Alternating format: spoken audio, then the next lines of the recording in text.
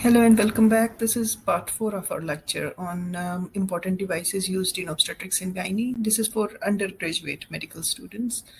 We'll start with the laparoscope. What are the indications, contraindications, and possible complications? So, we said that the main difference between a laparoscope and hysteroscope is that there is no irrigating channel in a laparoscope. So, as usual, there are two ends, right? And this distal end, it can be differently angled, like it can be a 0 degree scope or it can be 30-degree scope, and it does matter actually because the view given it's different depending on how it is angled, this distal end. Okay. And now, so it needs a light source, right? It needs to be connected to a light source. And but before actually laparoscopy started, first the abdomen needs to be filled in with a distension medium, which we said that it should be carbon dioxide. Okay. So now there are different indications for laparoscopy. Some of them are diagnostic, others are therapeutic. In diagnostic, for example, we know that endometriosis, especially if it's peritoneal or deep infiltrating, it may not be detected on ultrasound, or sometimes even MRI is inconclusive. Then the gold standard is laparoscopy, right? So especially for endometriosis, suspected endometriosis, or when we have to um, uh, we are not sure about, say for example, it can be an ectopic pregnancy, sometimes we are not sure even, or sometimes we are not sure whether it's an ectopic or even a tubovarian abscess. Then to confirm the diagnosis, okay, we have to do laparoscopy. Then it can be therapeutic as well. So therapeutic, for example, diagnose endometriosis at the same time and then remove it, right? So operate upon it, or especially for ovarian cysts, just name any procedure. It can be performed laparoscopically, even in urogyne, even cancers like endometrial cancer, like myomectomy. But of course, when it's intramural or subserosal, not submucosal, because if it's submucosal, then it's removed hysteroscopically. Ovarian torsion, like if it has to be detorted, even at salpingectomy or tubal ligation, when there are adhesions and they need to be removed, just, or even hysterectomy, like any, just name any procedure. So what are the contraindications? Some are absolute, some are relative, but just remember some general contraindications. Okay, so see what happens in so laparoscopy is performed under general anesthesia, right? And when the abdomen is filled with carbon dioxide, like it's inflated, right, it exerts pressure on the thorax. So if someone is already having pulmonary or cardiopulmonary problems, it can exacerbate, especially in gynae laparoscopic procedures, because the pelvis needs to be operated upon, right? So patient needs to be in Trendelenburg position. Trendelenburg means the head end of the patient needs to go down. And so why is that so? Because the bowel, right, it moves away from the pelvis. Okay. So what happens is when the patient is in head down position, so the pelvis is higher, the head is lower down, and the abdomen is filled with carbon dioxide. So that causes a lot of pressure in the thorax. And especially if the patient already has some problems, or even if they do not have problems, they can have issues. Especially anesthetists, they usually are not happy when the patient is head down position at laparoscopy, but that needs to be done. So, peritonitis, generalized peritonitis, okay, suspected dense intra-abdominal adhesions. So it, yeah, of course, when there is a previous C-section, of course, laparoscopy can be performed even after two C-sections. But it is more important when there is previous, say, for example, laparotomy, and if it is a midline incision on the abdomen, right? In that case, there are 50% chances that there are dense adhesions around umbilicus. And umbilicus is usually the first site where the initial port is placed. Okay. So if there are previous two C-sections, after previous two C-sections, usually the risk of adhesions around umbilicus is that's 25%.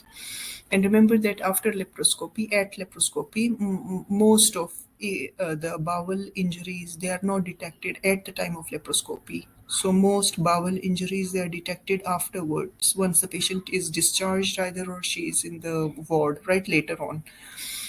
So it needs to be carefully done. So what should be done if there are dense intra-abdominal adhesions are suspected? Then one of the points is the Palmer point. So initial port where the camera, from where the camera goes, that's the Palmer point, and that's in the left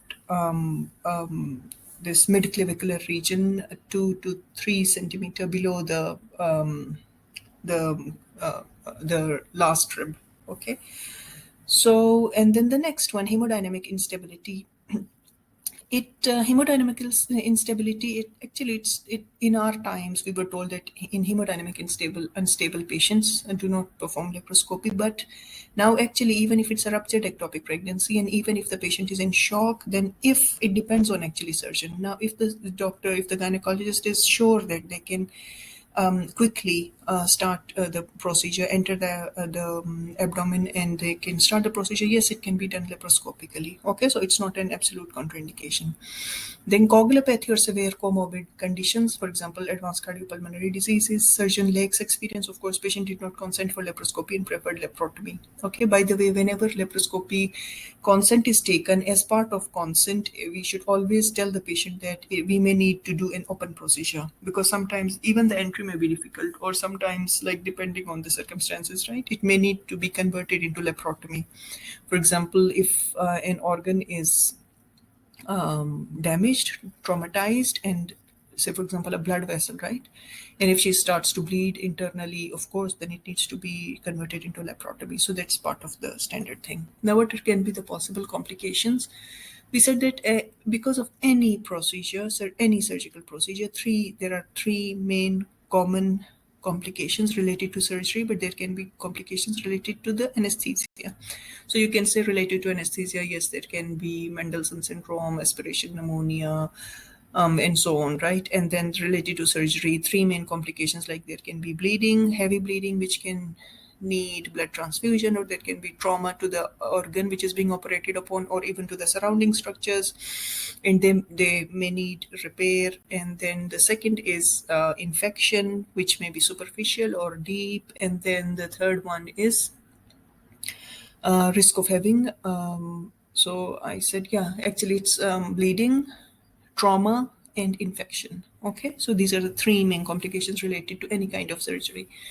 So, and then sometimes there is failed entry, like there may be failure to even enter, like even to insufflate the abdomen, right? So if the abdomen cannot be insufflated with carbon dioxide, then of course how are they going to proceed? Failure to do procedure and need to convert to laparotomy. Shoulder pain. Why is shoulder pain? It's later on, once the patient is comes out of theater, during post-op recovery, because the carbon dioxide is filled with the abdomen is filled with carbon dioxide, right? So this, although most of it is removed, but this can irritate the undersurface of diaphragm. And because undersurface of diaphragm is innervated by a phrenic nerve, which embryologically comes from the shoulder.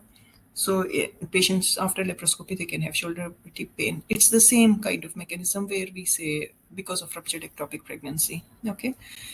Then gas embolism, subcutaneous emphysema, because the carbon dioxide which is insufflated into the abdomen, instead of going into the abdominal cavity, it may start to collect just under the skin. Okay, pneumothorax, port site metastasis, that's for especially for ovarian cancer.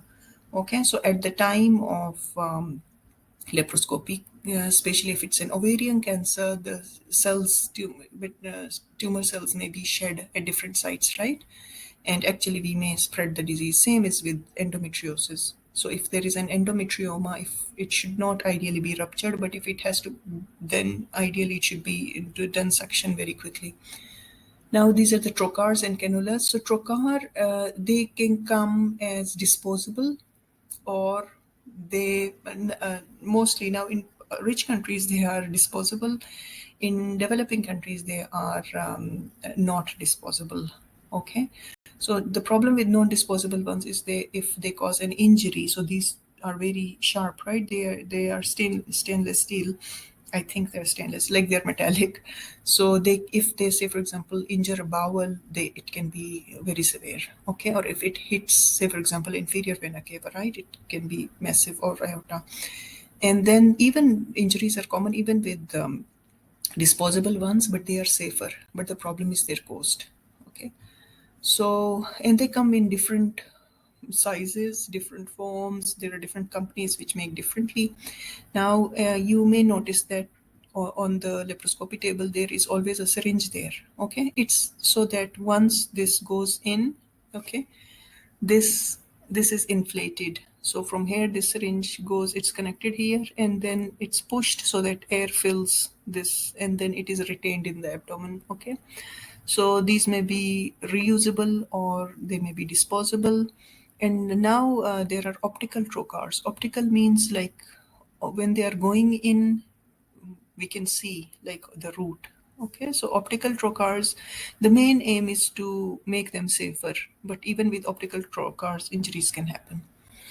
Now, depending on the surgery which is performed, there are different placement of these trocars. Okay, usually, as we said, the first port, it goes through the umbilicus usually, but sometimes if, say, for example, if we suspect dense adhesions, if there has been a midline laparotomy, then we may consider doing a entry through Palmer's point. Palmer point was in the left subclavicular region, but especially in poor countries where there is malaria is endemic, there the spleen may be enlarged. So we have to make sure that spleen is not enlarged, and also the stomach should not be full. Okay, so the stomach should be emptied. Okay, and NG tube should be inserted ideally if we have to perform Palmer's point entry. And then depending on the procedure, these ports, different number of ports and different sites may be used. Okay, so I'll stop here, and in the next lecture we will discuss about vacuum and some other devices.